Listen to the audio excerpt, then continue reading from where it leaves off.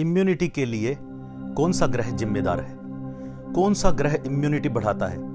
रोग प्रतिरोधक क्षमता को ज्योतिष के द्वारा कैसे समझें? कौन से ग्रह से पता चलेगा कि इम्यूनिटी कैसी है? आइए इस पर विस्तार से चर्चा कर लेते हैं। इम्यूनिटी और ज्योतिष। इन दिनों रोग प्रतिरोधक क्षमता यानी इम्यूनिटी की बहुत चर्चा है।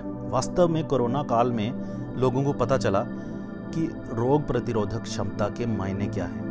संसार को कोरोना काल में ही अनेक प्रकार के नए शब्द मिले।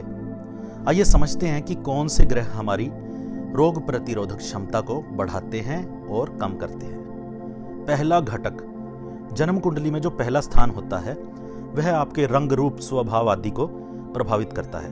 आपका शरीर और आपकी शारीरिक क्षमता इसी घर से देखी जाती है। दूसरा घटक, कुंडली का छठा घर रोग उत्पन्न करने वाला घर है।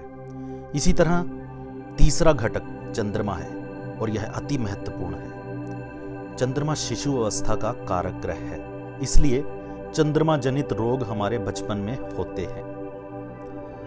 जब एक बच्चे का जन्म होता है उस समय यदि बहुत बीमार पड़े तो निश्चित तौर पर उसका चंद्रमा कमजोर होगा। चौथा घटक जो हमारी रोग प्रतिरोधक क्षमता पर प्रभाव डालता है वह है सूर्य।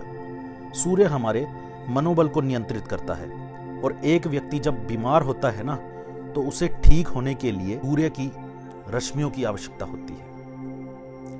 यदि सूर्य निर्बल है ना तो उसको ठीक होने में बहुत देर लगेगी। सूर्य की रश्मियां रोग नाशक होती हैं। जब यह सारे घटक पॉजिटिव होते हैं तब व्यक्ति निरोग होता है, परंतु ऐसा दुर्लभ ही होता है कि सारे घटक पॉजिटिव हो जाएं, यानी कि सारे घटक लगन भी, चंद्रमा भी और छठा घर भी नियंत्रित अवस्था में हो, चंद्रमा भी नियंत्रित हो और सूर्य भी अच्छा हो। यह सारा कुछ कम ही होता है।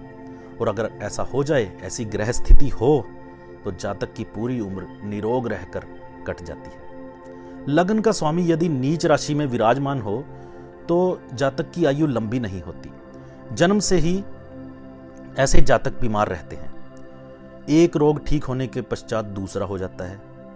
यदि छठा घर संतुलित हो तो बीमारियां तो होंगी परंतु ठीक भी हो जाएंगी। अब इन दोनों बिंदुओं को एक साथ मिलाकर देखते हैं। यदि जातक का पहला स्थान मजबूत है और छठा स्थान भी संतुलित है तो जातक शारीरिक रूप से अत्यंत शक्तिशाली होगा, उसे कोई बीमारी जल्दी नहीं होगी। यदि पहले दो घटक यानी लगन स्थान और छठा स्थान दोनों ही निर्बल अवस्था में हों या असंतुलित हों तो जातक की इम्यूनिटी अच्छी नहीं होती।